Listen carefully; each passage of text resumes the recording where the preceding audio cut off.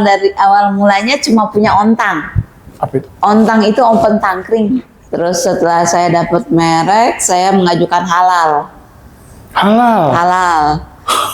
Ya, saya mengajukan halal dan alhamdulillah saya juga dapat gratis lagi halal. Alhamdulillah. Itu terus. Jadi udah ada hak atas kekayaan intelektual, ya, plus sudah ada halalnya. Dan dulu kecil-kecil nggak usah nunggu.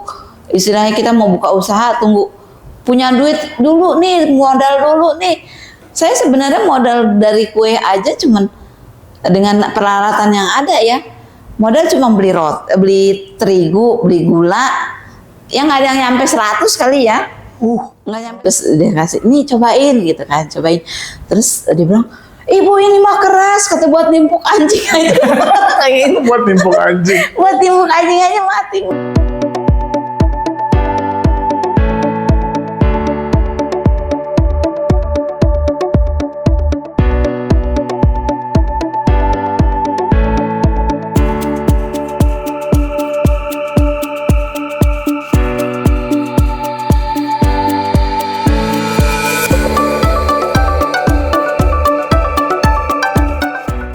Selamat sore rekan-rekan GDA Kreatives. Hari ini kita masih di Uncle House dan hari ini kita mau bicara tentang orang yang tadinya bekerja lama di dunia perbankan sekarang jadi bisnis kue nih.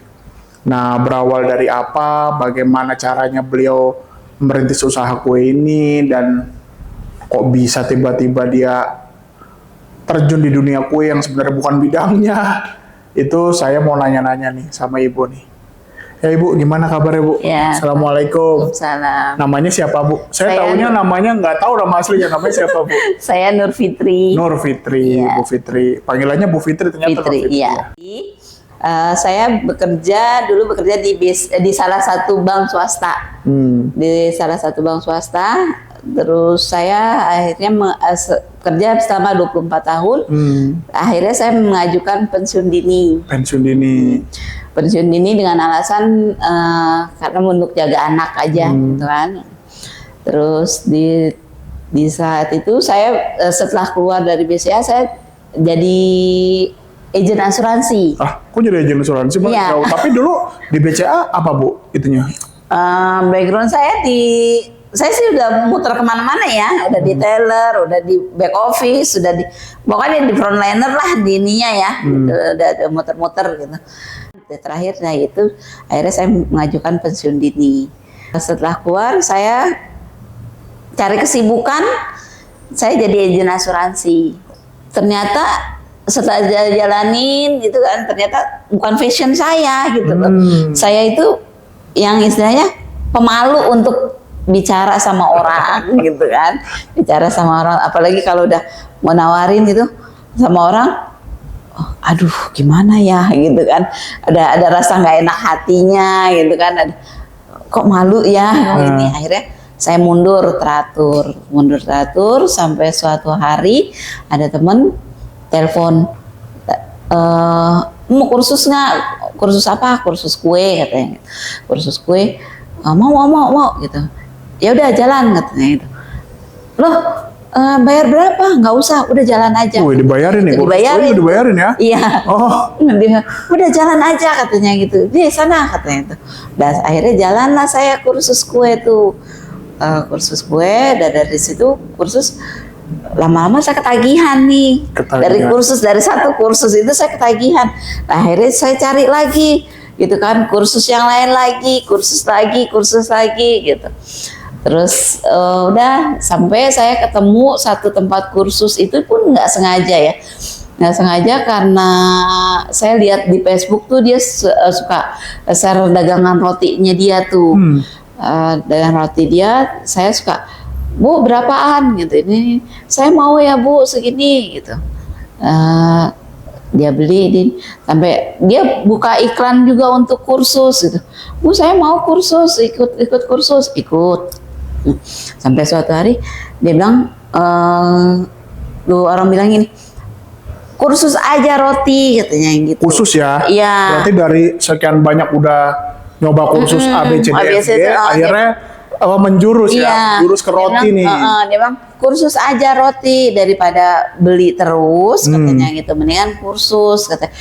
Kan kalau mau buat sedekah atau buat apa kan lumayan. Oh, nggak usah beli di orang, bikin Iya, sendiri. bikin sendiri awalnya itu. gitu, iya. Oh ya udah deh, ntar dulu Bu, saya nggak suka roti gitu, soalnya saya nggak suka gitu. Tapi suami sih suka Bu, gitu. Ya udah kursus katanya gitu kan, dia bilangin. Ya udah kursus, ntar dulu deh Bu, mikir. Akhirnya saya kursus yang lain dulu tuh, kursus kue. Lama-lama mikir, oh ya udah deh, kayaknya lebih hemat kali ya gitu, karena suami kan setiap hari tuh dia selalu jajan di Indomaret tuh beli roti gitu loh. Tiap hari, udah deh gitu. Ya, biarpun saya nggak suka, paling nggak ada yang makan nih suami gitu kan. Udah tuh, saya kursus roti gitu kan. Dari situ saya udah kursus roti. Nah besoknya tuh saya trial and error lah gitu, mencoba lagi di rumah gitu. Saya gagal. Nah suatu hari ada apa ya, kita ngumpul di komunitas gitu kan, satu komunitas tuh, terus ada yang teriak, Bu, ini roti siapa? Katanya gitu. Kenapa memangnya? Roti saya. Ini enak Bu rotinya, katanya gitu. Berapaan Bu? Aduh saya belum jualan, saya bilang. Oh gitu. Bilangnya dulu awalnya belum jualan? Belum jualan, memang nggak jualan. Memang saya bikin cuma bikin buat suami gitu kan. Happy aja lah ya. Iya, buat suami, buat anak-anak gitu kan. Udah, memang, aduh saya belum jualan. Jualan Bu, ayo Bu jualan gitu. Terus saya bilang, ya deh nanti saya hitung dulu. Gitu. Saya harus jual berapa? Gitu. Udah tuh, akhirnya salah satu sanggar di Cimanggis tuh sanggar senam, iya. Bu, aku mau jualin katanya. Oke. Aku mau jualin. Ya udah boleh, jualin. Akhirnya dijualin lah sama dia. Awalnya dari 20 biji gitu, 20 roti gitu kan, 20 roti. Lama-lama dia bisa sampai sehari 100 porsi? 100 roti. 100 pieces roti. 100 porsi setiap hari 100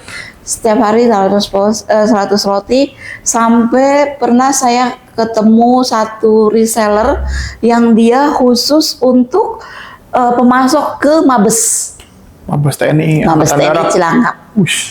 No. Itu bisa sampai 1.500. Itu nggak capek tuh? Apa gimana tuh? Ya nggak capek, tapi dengan senang hati ya, karena kita tahu ini ya, semangat tuh, ayo. Akhirnya saya merekrut karyawan dari situ kan, mulai sedikit-sedikit. 1.500 sehari itu saya ini. 1.500. Terus setelah perjalanan itu saya ada produk baru namanya bolen tuh. Nah itu juga bisa sampai sehari 50 dus gitu di saat itu tuh. Wah, barengan sama roti dan bolen. Udah tuh akhirnya saya punya karyawan jadi 4 waktu itu. 4. Karyawan 4 orang. Iya, 4 orang. Punya karyawan 4 orang. Udah kita akhirnya sampai malam ngerjain itu kan.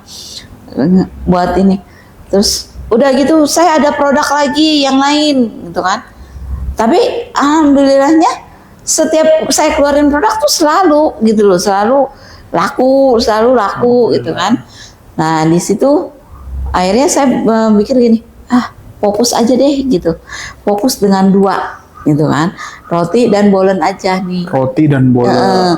Saya mau fokus dengan 2 ini aja, sampai saya akhirnya buat merek dagang saya. Awalnya itu namanya itu Naira ya, Naira. Naira itu dari nama anak saya, Naila dan Rahma gitu kan. Terus saya bikin merek terus ternyata saya ajukan merek itu sudah ada yang punya.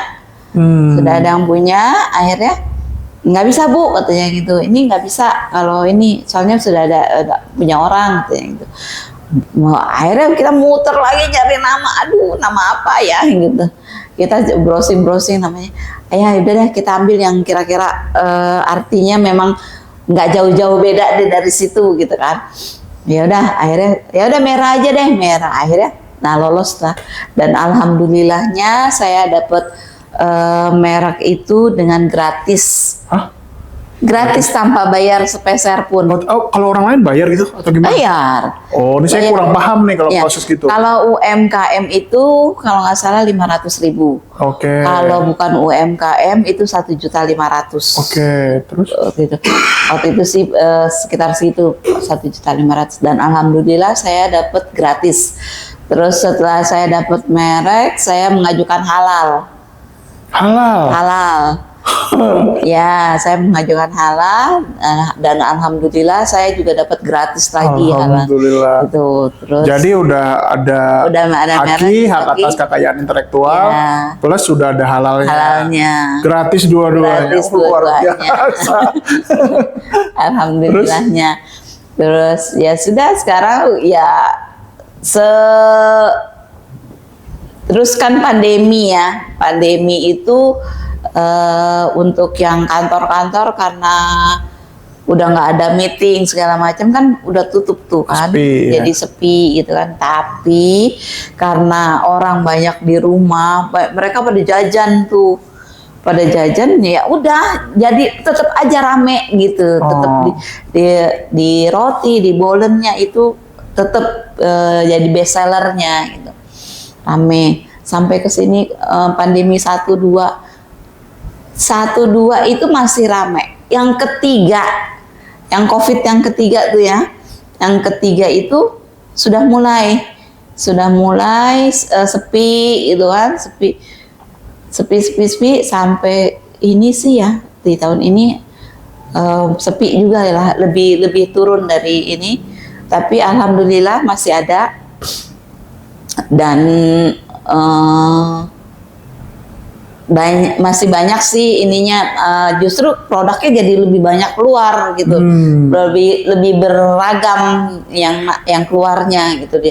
Jadi bukan spesialis bolen atau roti lagi, jadi semua gitu loh. Apa ini jadi keluar banyak gitu, dan alhamdulillahnya saya masih punya rekanan dari sekolah-sekolah Kristen. Alhamdulillah. Nah, kadang-kadang mereka pesen snack box gitu kan, ya snack box tuh bisa jadi ke kita gitu. Terus atau kayak bulan puasa biasanya ada orang-orang yang mau berbagi takjil. Berbagi takjil tuh ada kayak tahun kemarin aja sampai mereka minta 1 hari 100 pieces. Roti, 1 hari 100 pieces selama 27 hari. 1 hari 100 pieces roti selama 27 hari. Selama 27 hari. Gitu. Dan memang tolong langsung dikirim ke masjid, Bu, katanya gitu. Oh gitu. Nah, jadi mereka juga nggak makan ya, kasih aja kok. Iya, kasih. Jadi kasih. Ada juga yang bikin snack box puasa itu, misalnya, Bu, saya mau seminggu sekali. Tiap hari Jumat, tolong bagiin ke masjid atau bagiin ke yang orang membutuhkan. Itu saya selalu menyalurkan gitu. Iya. Saya bantu mereka menyalurkan, mereka yang nggak bisa nyalurin sendiri itu, jadi saya bagi-bagi ke masjid atau ke panti-panti yang membutuhkan. Jadi berdagang juga, membantu bersedekah juga. Alhamdulillah. Iya. Nah, sekarang saya balik lagi ke awal, Bu. Kita bicara roti sebelum enak itu kan, ya kalau udah ngomong enak, Ibu banyak pesanan sih, saya percaya lah ya. Yang saya bingung tuh proses pertama kali awalnya dari agen asuransi, terus ke bolen, ke roti, ini berapa kali proses nih penciptaan produk gitu kan, nggak seketika jadi kan, pasti nggak enak dulu. Betul.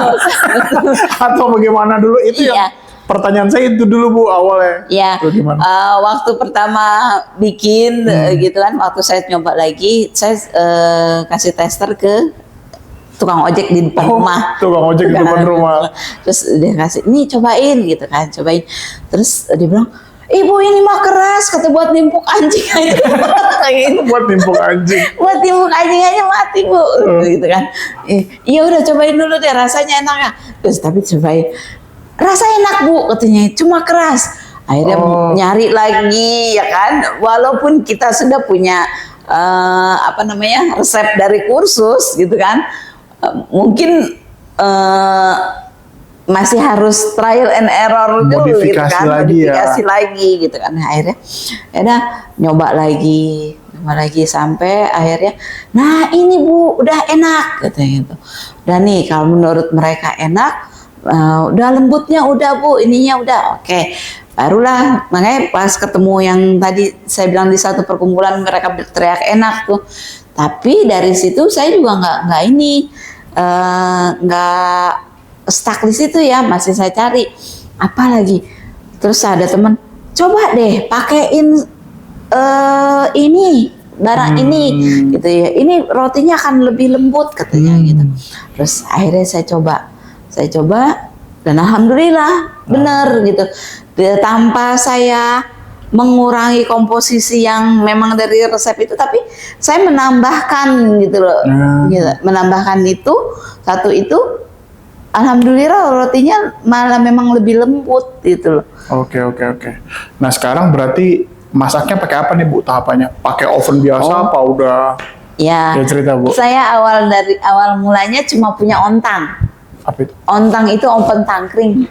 Open yang lama tuh. Maaf nih, saya nggak ngerti nih oven tangkring. Terus Bu, ceritanya gimana? Open tangkring. Oh jadi oven ditangkringin di kompor. Kompor, Iya. Oven tangkringnya. Terus. Open tangkring yang ini. Nah itu kan cuma istilahnya loyangnya itu cuma 2 rak ya, dan kecil-kecil cuman. Kalau 1000, kalau 1000 kapan jadinya? Ya, sehari 100 bisnis aja udah dari pagi sampai malam. Gitu kan. Maksudnya 100 pieces aja kita udah lama kan. Saya dulu ngerjain sampai jam 12 malam, jam 12 malam gitu kan, sampai ngerjainnya. Nah dari situ saya bilang, aduh kayaknya nggak kekejar ini. Karena akhirnya saya udah deh, saya cari oven, dan saya beli oven pun itu arisan, jadi setiap bulan bayar 500.000. Oh cicil. Jadi gantian kan, berapa orang gitu, arisan berapa orang, nanti bulan ini si ini dapatnya gitu loh. Jadi sistemnya bayar arisan, nanti dikocok itu bulan ini si ini yang dapat, antar atau open gitu kan. Ini sampai alhamdulillah saya punya open deck sekarang, open deck, terus saya sudah punya proofing, kan, oven itu saya punya satu. Ya itu hasil dari roti, dari jualan gitu loh, dari jualan roti itu. Standar UMKM lah ya kalau sekarang ya. Nah sekarang udah ketemu rotinya, udah menjurus roti, udah menjurus ke ini. Nah best seller dari Ibu nih apa nih? Yang selalu orang tuh repeat order terus? Ya itu roti dan bolen. Bolen ya? Bolennya berapa varian Bu? Bolen ada apa ya? Coklat, keju, mix, terus tape coklat, tape keju,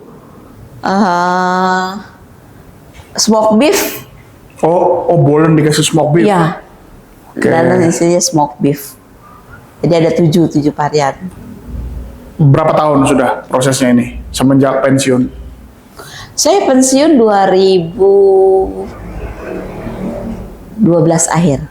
2012 akhir. Iya, 2012 akhir. Tapi saya belum bergelut di ini ya. Karena di 2013-nya saya pergi umroh. Terus setelah pulang umroh saya ngurus tante sakit stroke gitu, akhirnya saya yang ngurusin itu. Terus ya itu saya balik ke jadi agen asuransi. Proses lah itu ya, proses perjalanan ya, jadi agen asuransi ya, ketemu ya itu baru ditawarin teman itu 2017 akhir 2018 lah saya baru mulai. Dari tadinya rame, sedang, akhirnya sepi. Ya sepi pun nggak sepi banget sih. Saya masih ada, alhamdulillah masih setiap hari masih ada gitu kan, masih ada, walaupun bukan yang istilahnya yang best seller sih, tetap ada yang pesen, tapi nggak sebanyak seperti dulu gitu. Dukanya apa nih Bu? Kalau bicara sukanya pasti banyak lah ya. Dapat 1000 porsi, dapat 1000 pieces dan lain. Duka yang Ibu alamin ketika proses membangun ini apa sih? Begadang pasti gitu kan, begadang pasti gitu. Tapi karena kitanya happy, karena kita ya seneng, mungkin memang passion saya di sini ya. Oke. Karena saya dari sekolah itu memang sudah mulai jualan. Ah, Saya tuh sekolah jualan terus udah gitu di kerja pun saya pagi-pagi tuh jualan. oh, Jalan saya beli nasi uduk, beli lontong sayur, awalnya beli gitu ya. Oh, saya beli ini terus atau saya bikin nasi goreng. Saya jual di kantor, anak-anak buat sarapan. oh, emang udah ada Di kantor, jiwa. iya. Ya. Saya jualan di kantor gitu. Nih gue bawa ini nih yang mau sarapan tuh gitu kan. Nih berapa duit? Ya udah tuh pada sarapan di situ kan. Gitu. Nah dari situ memang fashionnya saya di sini ya. Ya, Gitu. ya, Jadi nggak terlalu dukanya itu nggak terlalu saya ini udah pokoknya berjuang dulu deh gitu kan. Berjuang dulu nih bisa kepinginnya sih bisa lebih besar gitu kan, bisa membantu tetangga-tetangga atau orang-orang yang membutuhkan dari kerjaan kita gitu. Jadi harapannya itu ya ke depannya. Jadi nggak cuma jualan tapi banyak membantu. Bisa bantu orang gitu. Soalnya kan brand ada, halal ada. Iya. Apakah ada potensi masuk kerjasama dengan suatu apa gitu Bu yang bisa? Saya udah masuk ke Sekretariat Negara. Sekretariat Negara ini? Iya. Waduh. Oh iya. Salah saya ngomong gitu Bu. Ya terus. Saya dengar jadi tadi juga masuk ke rumah sakit UI sudah ya? Iya, bukan rumah sakit sih. Saya ke kampusnya justru di kampus UI itu kita bekerja sama dengan catering lain.